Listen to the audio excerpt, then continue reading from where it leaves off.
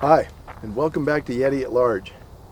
Today's installment of our series, Principles of Communication in the Workplace, is going to go with the rule of threes. I didn't bring my notes with me. I'm down here in Prescott, Arizona today, and I'm at the end of the runway, so you may hear some airplane noise. But we're going to talk about the rule of threes. Now, a lot of us know this from a traditional survival or tactical sense, where they basically cover that you can survive 3 minutes without air. You can survive 3 hours of extreme exposure, 3 days without water, 3 weeks without food, and then the last one is 3 months without company or contact with people. I'm going to twist this just a little bit because some of this is kind of overlapping, and I'm not trying to be too cute by half. But let's talk about the rule of threes when it comes to the principles of communication in the workplace. And we'll start with 3/4 of a second. 3/4 of a second is how long it takes to affect a physical reaction to a observation or a decision. I always used to use the example when I was teaching radar class that if you see danger up ahead and you decide that you want to hit the brakes, it's going to take you 3/4 of a second to make that reaction. But the first rule of three that we'll cover in the workplace is the 3-second rule, and that's 3 seconds to decide. And I don't want to be harsh, and I'm not pointing fingers at people. I could look right in the mirror, and I'll say that 3 seconds to shut up, to hold your fire, to wait. If you can observe something for 3 seconds, and there's a lot of bugs out here right now, so have a little fun at my expense. If you can take 3 seconds, observe a situation, and stand back, you're going to win most of the rest of the issues that you need to cover. 3 seconds to stop and be quiet. Now, we've all been guilty of ready, fire, aim when it comes to conversations, especially in the workplace. Take those 3 seconds. Even if someone is asking you, what do you think? Well, here's what I think we should do. Still take those 3 seconds. That's your 3 seconds to decide. More times than not, you'll decide not to say something different, or say something much simpler. 3 minutes. 3 minutes to review. And this has a lot in common with 3 seconds to decide. If you have to send off an email, you have to read something, you have to refresh your memory, take at least 3 minutes to do that. It'll be part of your thought process to allow that clock to run out a little bit. And with the 3 minutes that you take to decide, even if 2.5 of that is just blank space, it shows that you've really contemplated something. And actually look at it, actually read it. One of the habits that I used to get in is right before I would walk into a courtroom to testify, I would always reread the statute for which the issue that was being handled in the courtroom was centered around. And by rereading that statute, it took me about 3 minutes, and it got my mind into the right mindset for the verbiage, the language, and the gravity of the situation. It's kind of like stretching before you work out. 3 hours. 3 hours to get organized. You have a work day. Let's say you work 5 8s, 4 10s.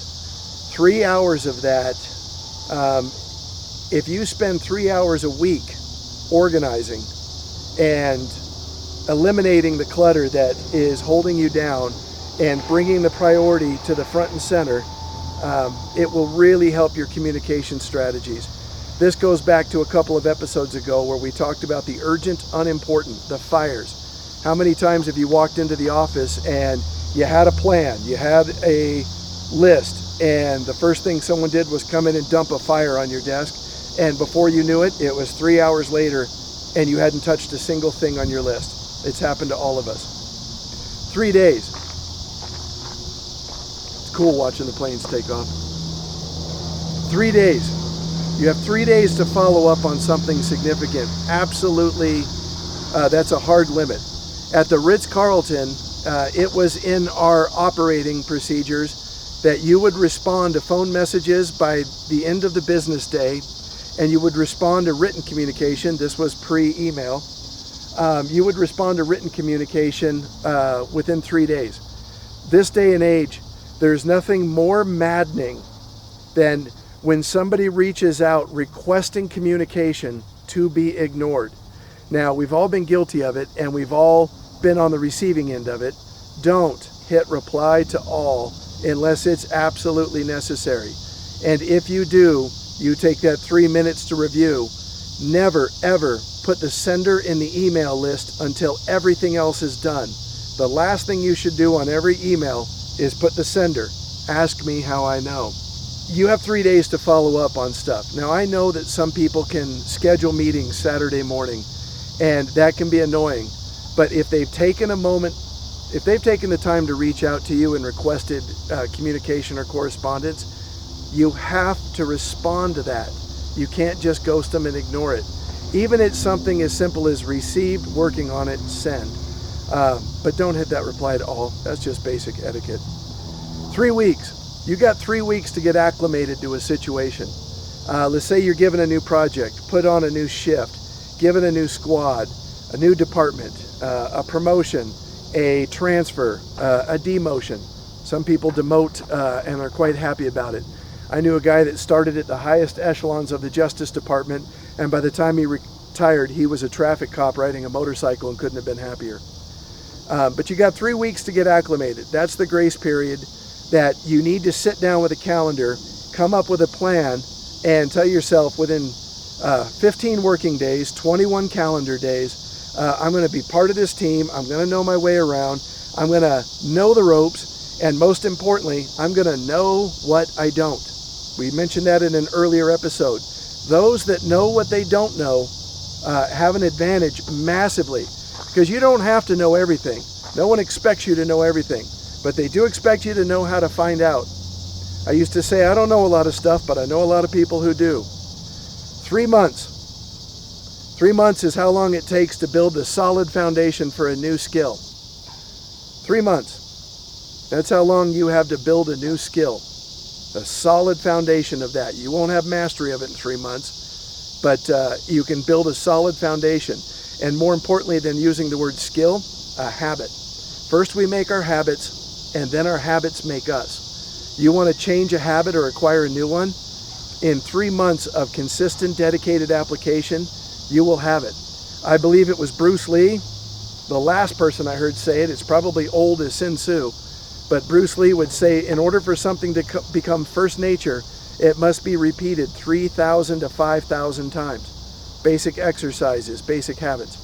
But you got 3 months to set that foundation for a new skill. If you get that far into it, you will succeed and follow through.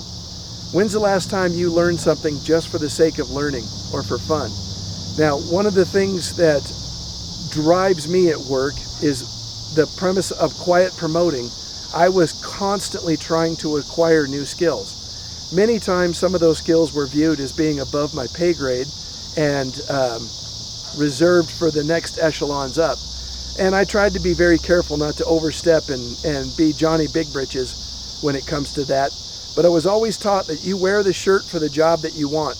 And so if you can find a way to meet your obligations, not utilize resources allocated to you, not overextend your authority, and on your own time. Case in point of that is I spent 25 years as a chef. Started out as a good cook, became a good pastry chef, transitioned into becoming an executive chef.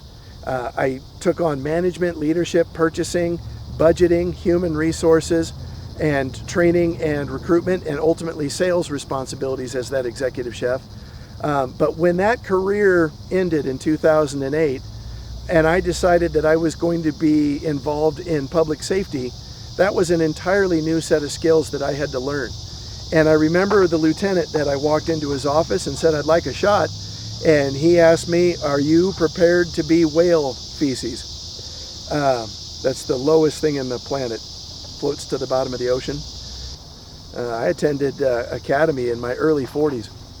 Academy runs a little more than 3 months these days, going on 5 months.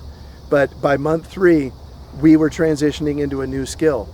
After that graduation, you got another basic 3 months to show that you can do the job without the guardrails around you. Another 3 months, and you're starting to look at specialization. And within 12 years, I have a long list of things, of skills that I acquired and abilities. And I was very proud of that. You can do that too. And I also say that if you're in a position where you're considering quiet quitting as a remedy, acquiring those new skills and quiet promoting will help solve some of that and help catapult you to the next level. And that brings us to our last one, 3 years. 3 years without growth. That's about as long as someone can take it before they become really stagnant. That's when the dissatisfaction with the job takes place. And that's when our perceptions change. When we first took this job, Cessna 182. When we first took this job, the paycheck was sufficient. There was enough of a challenge, but 3 years later, the exact same set of responsibilities leaves us feeling embittered, and we get sarcastic with people. So 3 years without growth, and you could be looking into that. Now, let's say you're in a position where you do X, Y, and Z, and that is what you want to do, and you're satisfied with that, then you can throw this 3-year rule out the window, because you're not considering quiet quitting. You like your job, you like what you do, and it doesn't feel like work. Another subtle thing that I will bring up is, let's say that you've had hardship at work, you've had conflict with peers or supervisors, and you may have developed what somebody would call a bad rap. 3 years is how long it's going to take to overcome that, if ever, in the same work environment.